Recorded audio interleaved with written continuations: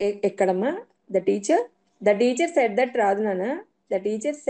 అక్కడ అది క్వశ్చన్ అయినప్పుడు మనం ఆస్క్డ్గా చూడాలి. ఆ, మీరు ఆ సెంటెన్స్ని మీరు అబ్జర్వ్ చేయండి. How do you come to school everyday? ప్రతిరోజు స్కూల్కి ఎలా వస్తావు అని టీచర్ అడిగారు. సెడ్ దట్ అంటే ఆవిడ ఏమని అన్నారంటే, అనాలంటే మనం సెడ్ దట్ అంటాం. ఆమె ఏం అడిగారు? ప్రశ్నని అడుగుతాం కదా, అందుకని సెడ్ని మీరు ఆస్క్డ్ అని కానీ క్వశ్చన్ అని కానీ రాసుకోవాలి. Yes, Vishnu, you are correct. Next, so ప్రిపోజిషన్స్లోకి వద్దామమ్మా. ఈ ప్రిపోజిషన్స్ ఏ వాళ్ళకైనా సరే, మనకి తెలంగాణ స్టూడెంట్స్కి అయినా సరే, ఏపీ స్టూడెంట్స్కి అయినా సరే, ఎవరికైనా సరే తెలంగాణ కామన్ టాపికే ఇది. దీనిలో చూడండి, సానీ ఈజ్ గుడ్ డాష్ పోయిటరీ. ఎప్పుడు గుడ్ వచ్చినా సరే గుడ్ ఎట్. మీరు ఈ ప్రిపోజిషన్స్ని తెలుగులోకి ట్రాన్స్లేట్ చేసి అర్థం చేసుకోవడానికి ఎప్పుడు ట్రై చేయొద్దు. ఎందుకంటే తెలుగులో యూజ్ చేయడం యూసేజెస్ ఇవన్నీ కూడా కొలోకియల్ అన్నమాట. అంటే జనం ఎలా మాట్లాడుతూ ఉంటారో మాటలను బట్టి మాటవాల్తీగా ఏర్పడిపోయిన మాటలు అన్నమాట. మనం ఆ, గుడికి ఎలా వెళ్ళాలండి అంటే కొంచెం పైకి వెళ్ళండి అంటాం మనం తెలుగులో. మనం ఎలాగైతే పైకి అంటే లిటరల్గా పైకి వెళ్ళమని కాదు కదా, ముందుకు వెళ్ళమని కదా. అలాగే తెలుగులో మనం పైకి అనే విభక్తిని వేరే అర్థంతో వాడినట్టే ఇంగ్లీష్లో కూడా విభక్తులు, ఇవన్నీ ప్రిపోజిషన్స్ అంటే విభక్తులు, వీటిని కూడా అలాగే వాడతారనమాట. సో ప్రిపోజిషన్స్ మీరు అర్థం చేసుకుంటే కనుక, క్లియర్గా అర్థం చేసుకుంటే, వీటి ప్లేస్ ఏంటి అంటే నౌన్కి ముందుండే పొజిషన్లో నేను ఉంటాను అని ప్రిపోజిషన్ చెప్తుంది మీకు.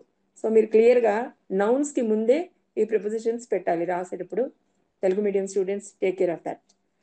చూడండి, గుడ్ ఎట్ మీరు ఎలా నేర్చుకుంటారంటే, నేర్చుకునేటప్పుడే అక్కడ ప్రిపోజిషన్స్ని వాటితో పాటు ఇంటరెస్టెడ్ ఇన్, గుడ్ ఎట్ అలా నేర్చేసుకోండి.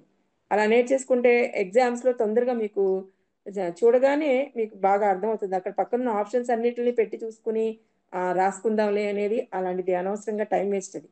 సో ఎప్పుడు గుడ్ వచ్చినా గుడ్ ఎట్ పోయట్రీ అని రాయాలి. Author is not interested in his surroundings. Interested వచ్చిందంటే తెలుగు మీడియం స్టూడెంట్స్కి ఒక చిన్న క్లూ, ఇంటరెస్టెడ్లో ఉన్న ఫస్ట్ 2 లెటర్సే దాని ప్రిపోజిషన్ కూడా. ఇంటరెస్టెడ్ ఇన్ అన్నమాట. So I agree with my parents, agree with, good at, interested in, agree with, అలా చదవాలన్నమాట. మై గ్రాండ్ మా డైడ్ డాష్ జనవరి 1942 అన్నారు.